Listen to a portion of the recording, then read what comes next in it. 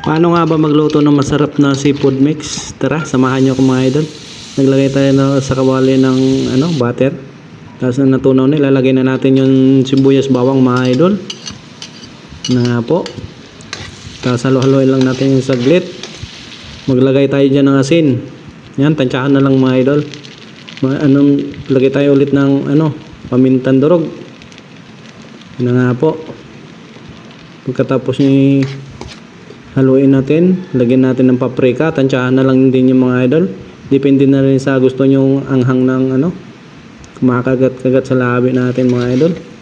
Halo-haloin lang natin yung mga idol. Na nga po. Tapos yung halo-halo natin, maglagay na tayo ng tomato paste. Na nga po. Haluin na ulit natin yan. Yan. Tapos lagay tayo ng oyster sauce mga idol para mas masarap. Na nga po.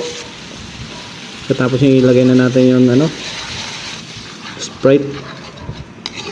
Yun na nga po mga idol. Naglagay din tayo ng asukal. Yan. Depende rin sa inyo mga idol kung anong gusto nyong tamis paglalagay nyo. Haluin natin. Tapos maglagay tayo ng magic sarap mga idol. Tapos pag kumulo na, okay na yan. Nilagay na natin yung pinakulo ang mga seafoods. Na nga po, hipon, tapos yung pusit. Yan, ilagay na natin yung tahong. Sunod na natin yung mais natin mga idol. Yun na nga po. Pagkatapos yun, halo-haloin na lang natin yan. Yun na nga po. Malapit na yung maluto mga idol.